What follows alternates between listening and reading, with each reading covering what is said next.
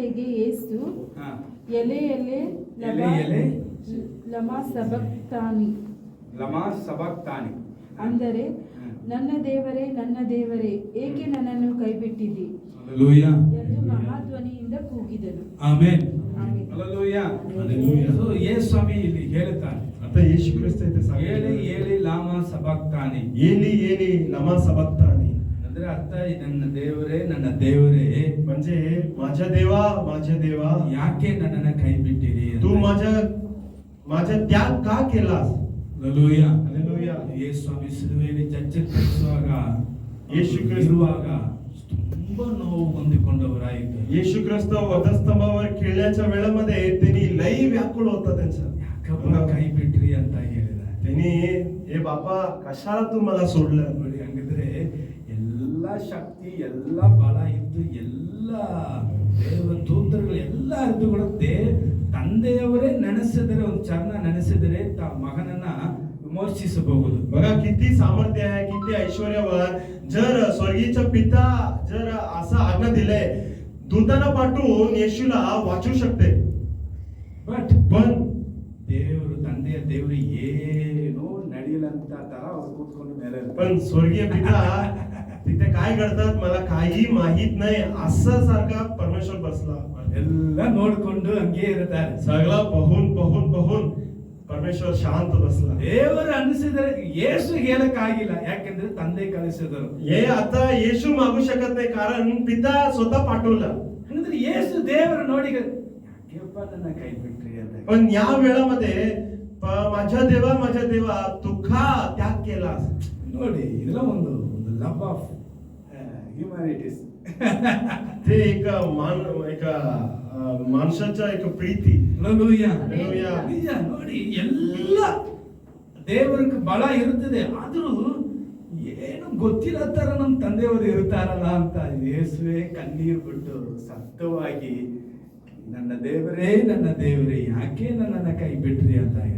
ते सर्व आहे, त्यांच्याकडे अधिकार आहे आणि सर्व सामर्थ्य आहे, तरी पण या संकटामध्ये जाताना त्यांनी पिताला पाहून, हे माझ्या देवा माझा त्याग का केलास? ಆಮೆನ್. ಒಂದು ಸತ್ಯ ಗೊತ್ತು ಹೇಳಲ್ಲ ನಾನೇ. तुम्हाला एक सत्य सांगू, ನಿಮ್ಮ ನಡೆಸುವವರು ಲೀಡರ್ ಆದರೂ ಸರಿ, ಪಾಸ್ಟರ್ ಆದರೂ ಸರಿ, ಯಾರಾದರೂ ಸರಿ, तुम्हाला मार्गदर्शन देणारा लोक, पास्टर म्हणा किंवा लीडर म्हणा, कोणतरी गुरु म्हणा, ನೀವು ಕಷ್ಟಪಡ್ತೀರಾ, ಕಾಲು ನೋವು ಬರುತ್ತದೆ, ಅವಮಾನ ಪಡ್ತೀರಾ, ಎಲ್ಲ ಮಾಡಿಸ್ಕೊಂಡು ಬರ್ತಾ ಇದ್ದೀರಾ. तुम्हाला तुमच्या जीवनामध्ये कष्ट आहे, संकट आहे, तुम्हाला पाय दुखते, मला काही एक बरा नाही, सगळं आहे. ಸಮ್ ಟೈಮ್ काही वेळामध्ये ನೀವು ನಡೆಸುವ ಲೀಡರ್ಸ್ तुम्हाला नेणाऱ्याचा लीडर ಏನು ಗೊತ್ತಿಲ್ಲ ಆ ತರ ಇರುತ್ತೆ. काही मला माहित नाही अशा ठिकाणी बसतात. ಯಾಕೆ ಗೊತ್ತಾ? का? ಯೇಸು ಈ ಆಜ್ಞೆಯಲ್ಲಿ ಅವರು ಹೋಗಿದ್ದರೆ, येशू ख्रिस्त या मार्गाने चालला तर ಇಡೀ ಲೋಕಕ್ಕೆ ರಕ್ಷಕನಾಗಿ ನಾಯಕನಾಗಿ ಬರ್ತಾನೆ. पूर्ण लोकांना पृथ्वीला तारणासारखा येणार. Hallelujah. Hallelujah. Hallelujah. Hallelujah. Hallelujah. Hallelujah. ತಂದೆಯವರಿಗೆ ಗೊತ್ತು, ನನ್ನ ಮಗ ಇದನ್ನ ಜಯಿಸಿ ಬಂದಿದರೆ ಇಡೀ ಲೋಕವು ಅವನು ಕೊಂಡಾಡುತ್ತದೆ ಅಂತ. पित्याला माहिती आहे, जर माझा मुलगा या संकटातून पलीकडे आला, सर्व पृथ्वी त्यांच्याकडे गुडघे टेकून महाराजा म्हणून त्याला नमन करतात. ಕಳಿಸಿದ ದೇವರು ಸುಮ್ಮನೆ ಇರುತ್ತದೆ, ಪರಲೋಕ ಸುಮ್ಮನೆ ಇರುತ್ತದೆ, ದೇವದೂತರುಗಳು ಸುಮ್ಮನೆ ಇರುತ್ತಾರೆ, ಎಲ್ಲ ಎದುರು ನೋಡಿಕೊಂಡು ಇರುತ್ತಾರೆ. ಒಂದು ಚಾರ ಅಂತ ಹೇಳಿದ್ರೆ ಅಷ್ಟೇ ದೂತರುಗಳ ಕೆಲವರು ಬಂದ್ಬಿಡ್ತಾರೆ. ಆದರೂ ಎಲ್ಲ ಗಬಾಸನ ಇರೋದಕ್ಕೆ ಕಾರಣ ದೇವರು ಇದನ್ನ ಜಯಿಸಿಕೊಂಡು ಹೋಗಬೇಕು. ಯೇಸುಸ್ವಾಮಿ ಇದನ್ನ ಜಯಿಸಿಕೊಂಡು ಹೋಗಬೇಕು.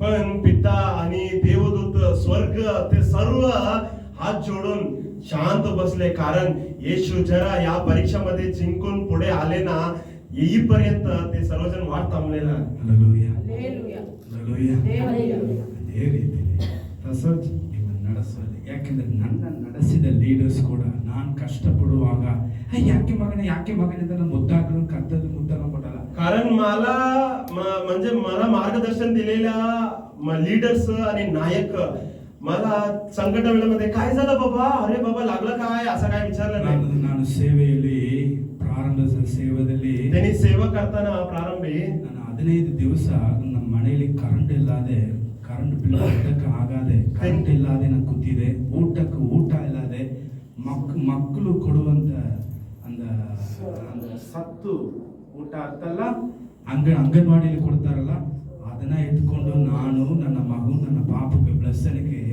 ಹಾಲು ಕೊಡೋದಕ್ಕೆ ಹಾಲು ಇರುವುದಿಲ್ಲ, ಅಂಗಡಿಗೆ ಹೋಗಿ ತಗೋದಕ್ಕೆ ಹಾಲು ಇರುವುದಿಲ್ಲ, ಏನಿರುವುದಿಲ್ಲ. ಇದೆಲ್ಲ ನನ್ನ ನಡೆಸದ ಲೀಡರ್ಸ್ ಒಬ್ಬನು ಸೇವಕ ನೋಡಿಕೊಂಡು ಕೂತ್ಕೊಂಡು ಪ್ರಾರ್ಥಿಸಿಕೊಂಡು ಇದ್ದ. ಆದ್ದರಿಂದನೇ ಅದೆಲ್ಲ ದಯಗಿಸಿಕೊಂಡು ಬಂದದ ಮೇಲೆ ಬರಬೇಕಂತ ಅವ್ರು ಅನ್ಕೊಂಡ್ಸೋರು ಬಂದೆ. ಇವಾಗ ಒಂದು ಸಭೆಗೆ ಲೀಡರ್ ಆಗಿ ನಾನು ಇರುತ್ತೇನೆ.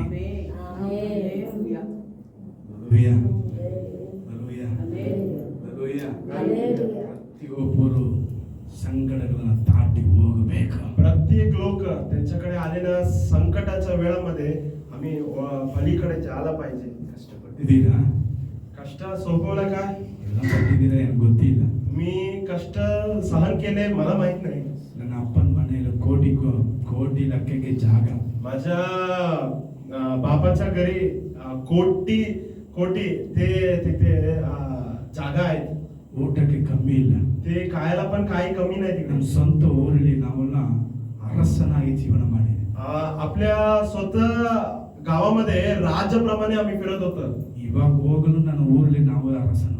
आता गेलो तर तिथे आम्ही राजा असते. ಬಟ್ पण ಎಲ್ಲ ಬಿಟ್ಟು सगळं सोडून ಕರ್ತನಕ್ಕಾಗಿ परमेश्वरसाठी ರಾಜ್ಯದಲ್ಲಿ ನಡೆಸಬೇಕಾಗಿ त्या राज्यामध्ये दुसऱ्याला मार्गदर्शन देण्यासाठी ನಾನು ನನ್ನ ಹೆಂಡತಿ ನನ್ನ ಮಕ್ಕಳು ಎಲ್ಲರೂ ಕರ್ತನಲ್ಲಿ ಕೂತ್ಕೊಂಡು ದೇವರನ್ನು ಆರಾಧನೆ ಮಾಡಿಕೊಂಡಿದ್ದೇವೆ. मी माझ्या बायको आणि माझे मूळ सगळेजण मिळून अंधारामध्ये बसून परमेश्वराची सेवा केली. हालेलुया. मेलुगु ನಾನು ಕಷ್ಟಪಡ್ತೀನಿ ಅಂತ ನನ್ನ ಸೇವಕನಿಗೆ ಹೇಳಿಲ್ಲ. मी पण माझ्या सेवकाकडे जाऊन माझा सेवक मी कष्टमध्ये आहेत असं मी सांगितलं नाही. ನನ್ನ ಸೇವಕನು ನನ್ನನ್ನು ಬಂದು ನೋಡಿ. माझा सेवक पण काय झालं काय करतात विचारलं नाही. ಬಟ್ पण ರಾತ್ರಿ ಆದ್ರೆ ಒಂದು ಕ್ಯಾಂಡಲ್ ಮಾತ್ರ 10 ರೂಪಾಯಿ ಯಾರೋ ಒಬ್ಬರು ಕಾಣಿಕೆ ಕೊಡ್ತಾರೆ. ಆ 10 20 ರೂಪಾಯಿ ಇರಲ್ಲ ಅಷ್ಟೇ ಕಾಣಿಕೆ. 50 ರೂಪಾಯಿ ಕೊಡುವುದೇ ದೊಡ್ಡ ವಿಷಯ.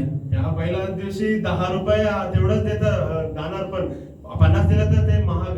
ಅದನ್ನ ಇಟ್ಟುಕೊಂಡು ಒಂದು ಕ್ಯಾಂಡಲ್ ಅನ್ನ ತಗೊಂಡು त्या दिवशी ते घेऊन फक्त एक मेना कॅन्डल घेऊन ಕ್ಯಾಂಡಲ್ ಅಲ್ಲಿ ನಾನು ನನ್ನ ಹೆಂಡತಿ ನನ್ನ ಮಕ್ಕಳೆಲ್ಲರೂ ಪ್ಲಸ್ ಎಲ್ಲರೂ ಅವನ ವಯಸ್ಸು ಅವಾಗ ಹುಟ್ಟಿದ ಟೈಮಲ್ಲಿ ಅವನಿಗೆ ನಾವು ಏನು ಸತ್ತು ಕೊಡು ಅವನು ಊಟನೇ ನಮ್ಮ ಊಟ.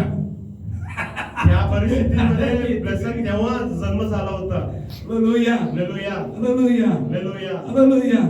அந்த ಒತ್ತ ಕ್ಯಾಂಡಲ್ ನಾವೆಲ್ಲರೂ ಕೂತ್ಕೊಂಡು ನಾನು ಪ್ರಾರ್ಥಿಸುವಾಗ त्या एक कॅन्डल मध्ये बसून आम्ही प्रार्थना करत असताना ನಿಜವಾಗಿ ಅಲ್ಲ खरोखर सांगतो ಅವತ್ತು ನನ್ನ ದೇವರು ನನ್ನ ಮುಖವಾಗಿ ನೋಡಿದೆ. ನಾನು त्या दिवशी मी माझ्या परमेश्वराला मी पुढे मी त्यांचं शहर बघितलं. ದೊಡ್ಡ ಬೆಳಕಲ್ಲಿ ಸಿಕ್ಕಾದ ಒಂದು ಮಹಿಮೆ ಆ ಕತ್ತಲೆಗೆ ಸಿಕ್ಕಿತ್ತು ನನಗೆ.